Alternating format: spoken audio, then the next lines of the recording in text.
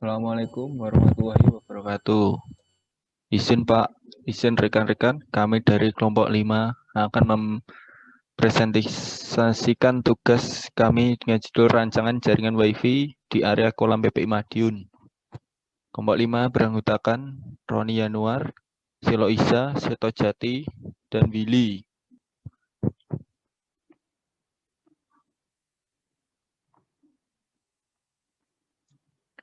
Ini merupakan foto lokasi yang akan kami rancang sebagai jaringan WiFi, yaitu di sekitar area kolam kampus Politeknik Perkeretaapian Indonesia Madiun. Next.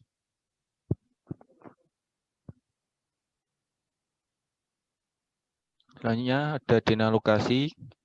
Kita ambil lokasi di kolam PPI Madiun, yaitu skala yang digunakan dalam gambar ini ialah 1:20. Diperkirakan panjang dan lebar kolam itu sekitar 120 kali 80 meter. Kita dapat saksikan bahwa kotak-kotak yang berwarna oranye itu gazebo, sedangkan yang berwarna kuning itu router dan switch. Next.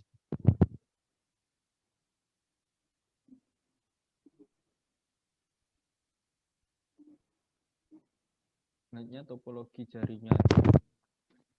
Pertama itu dari internet ke router, lalu menuju switch hub. Dari switch hub nanti dibagi menjadi ada 4 WiFi AP, 1, 2, 3, dan 4. WiFi AP 1 dengan subnet max-nya 888.3/25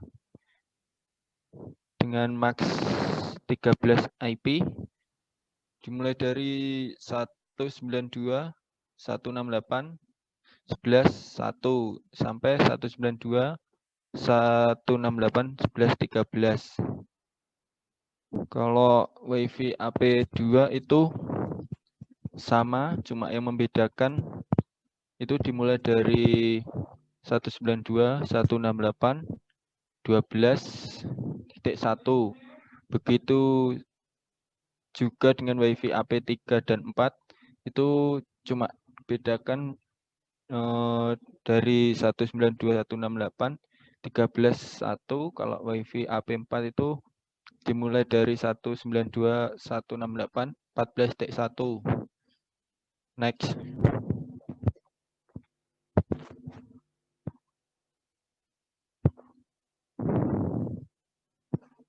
Ini merupakan gambar perangkatnya, yaitu switch hub. Itu kita akan memakai TP-Link tipe SG108E. Itu dengan perkiraan harga 525.000. Next.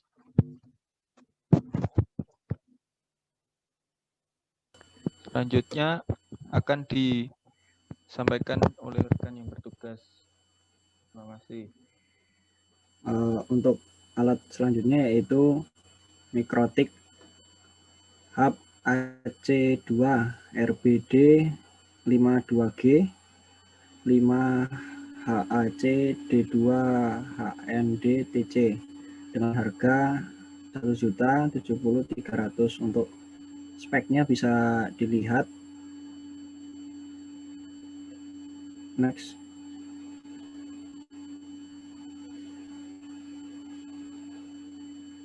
Untuk alat akses point-nya kita menggunakan original TP-Link EAP 110 outdoor access point karena lokasinya di luar outdoor.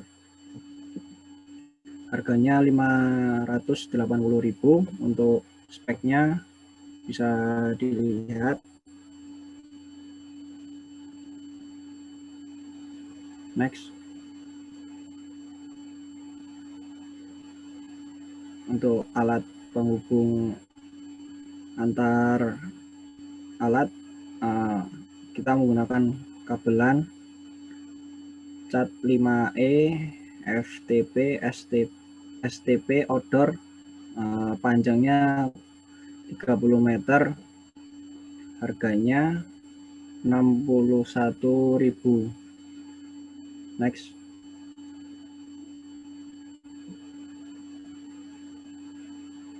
Untuk total kebutuhan perangkat yaitu switch dengan merek TP-Link TL SG 108E jumlah 1, harga satuan 525.000. Untuk yang kedua router dengan merek Mikrotik Hub AC2 RBD 52G 5HAC D2HND TC jumlah 1, seharga 1.070.300. Yang ketiga access point dengan merek TP-Link EAP 110 order AP 300 Mbps, jumlahnya 4, harga satuannya 580. Untuk total harga 4 buah yaitu 2.320.000. Yang keempat kabelan dengan merek CAT5E FTP STP outdoor, untuk jumlah panjangnya yaitu 600 meter, harga per 30 meternya yaitu 61.000. Untuk 600 meter yaitu membutuhkan dana sekitar 1.220.000. Untuk total semua alat perkiraan 5.135.300. Next. Untuk selanjutnya bisa dilanjutkan oleh rekan yang bertugas. Terima kasih. Izin untuk melanjutkan. Untuk selanjutnya yaitu penghitungan jumlah klien. Untuk mengakses internet, kami memperkirakan kecepatan WiFi atau klien yang dibutuhkan sebesar 5 Mbps. Untuk jumlah klien di kolam PPI Madiun, sekitaran kolam, maksud saya, kami perkirakan 50. 50 itu masih relatif dikarenakan belum terdapat gazebo-nya. AP yang akan dipasang ialah WiFi AP tipe TP-Link EAP 110 outdoor AP 300 Mbps. Untuk kecepatan WiFi-nya dikarenakan untuk download dan upload, maka 300 Mbps dibagi 2 sama dengan 150 Mbps. Selanjutnya terdapat faktor pengurang lokasi WiFi AP yaitu sebesar 80%, sehingga 150 Mbps dikali 80% sama dengan 120 Mbps. Selanjutnya terdapat juga faktor pengurang dari alat sebesar 60%, sehingga 120 Mbps dikali 60% menjadi 72 Mbps. Kecepatan untuk tiap klien 5 Mbps, maka 72 Mbps dibagi 5 sama dengan 14, tetapi di sini saya kurangi 1 karena 1 itu untuk jaga-jaga. Jadi dapat disimpulkan bahwa masing-masing akses point dapat menampung 13 klien dan membutuhkan setidaknya 4 akses point untuk menampung 50 klien. 4 AP dikali 13 sama dengan 52. Selanjutnya, untuk langkah konfigurasi, terdapat dasar jaringan. Maksud daripada pengetahuan dasar jaringan adalah sudah bisa membuat jaringan LAN biasa untuk kepentingan sharing data, sharing printer atau print server, kabel jaringan, dan IP address. Internet diharapkan sudah terbiasa menggunakan internet seperti browsing. Untuk uji coba jaringan, menggunakan tool ping untuk mengetahui terhubung atau tidak suatu komputer ke internet atau jaringan. Dasar TCP atau IP ini adalah salah satu yang sering dilupakan pemula, bahkan ada beberapa orang IT sering menganggap remeh dengan TCP atau IP, padahal ini sangat penting. Selanjutnya, konfigurasi IP address. Secara default, semua Mikrotik router board sudah ada konfigurasi yang siap dipakai tanpa harus disetting terlebih dahulu. Tetapi konfigurasi bawaan Mikrotik kadang tidak sesuai dengan apa yang sudah direncanakan dari awal. Sehingga kita perlu melakukan riset terlebih dahulu Mikrotik router OS-nya atau bisa juga menghapus settingan standar Mikrotik bawaannya. Jika belum punya Winbox, silakan download terlebih dahulu, buka Winbox, dan login MikroTik menggunakan MAC address, default login MikroTik, user admin, passwordnya dikosongin. Bisa dilihat seperti pada gambar. Selanjutnya, setelah MAC address sudah muncul, klik MAC address tersebut dan isi kolom login menggunakan user admin tanpa password, kemudian klik connect. Jika berhasil login, maka tampilan MikroTik di Winbox akan seperti berikut. Silakan klik remove configuration untuk reset MikroTik agar semua settingan bawaan MikroTik terhapus, atau bisa melakukan reset MikroTik manual dengan perintah /system reset configuration no default sama dengan yes. Untuk selanjutnya bisa dilanjutkan oleh Saudara Willy.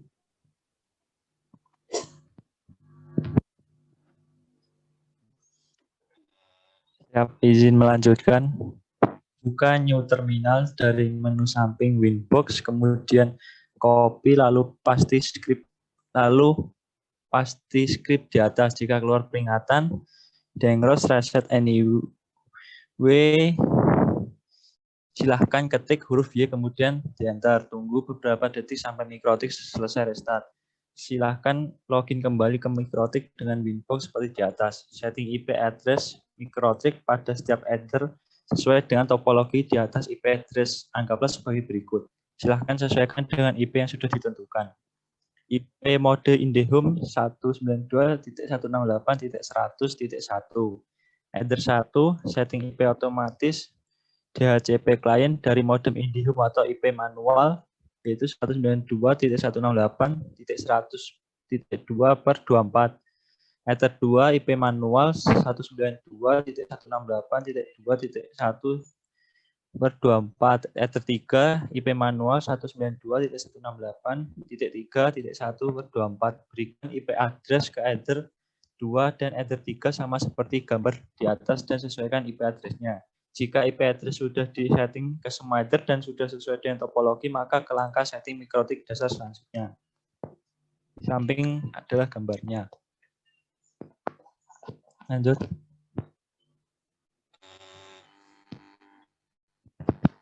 Agar semua perangkat komputer, handphone, dan lainnya yang terhubung ke MikroTik bisa internetan, maka MikroTik sebagai router harus mempunyai default gateway ke publik. Modem ISP IndiHome yang terpasang dan dihubungkan ke MikroTik lewat port Ether 1 sebagai jalur koneksi ke internet. Melihat topologi di atas, maka default gateway ke internet menggunakan IP dari ISP IndiHome, yaitu 192.168.100.1.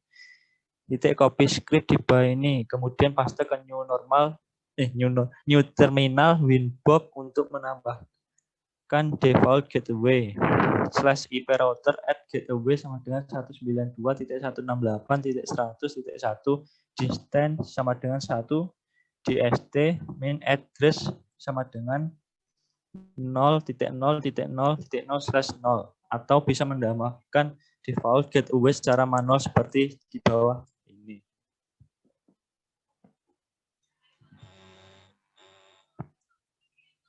Lanjut. Sampai di sini MikroTik sudah bisa ping ke IP publik seperti 8.8.8.8. Jika masih timeout, silahkan Anda cek kembali IP modem dan IP di MikroTik-nya. Pastikan sesuai.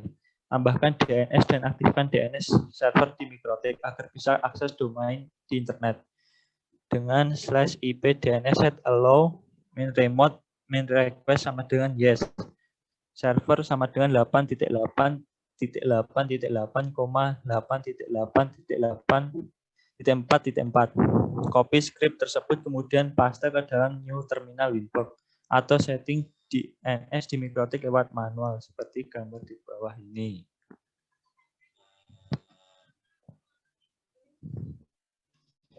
Network Address Translation. Fungsi NAT ini ialah proses pemetaan alamat IP. NAT mentranslasikan alamat IP privat untuk dapat mengakses alamat host di internet dengan menggunakan alamat IP publik, sehingga semua perangkat bisa ke internet melalui mikrotik router. Berikut skripnya, silahkan copy kemudian paste ke new terminal Winbox, yaitu /ip firewall NAT add change sama dengan src NAT action sama dengan password read.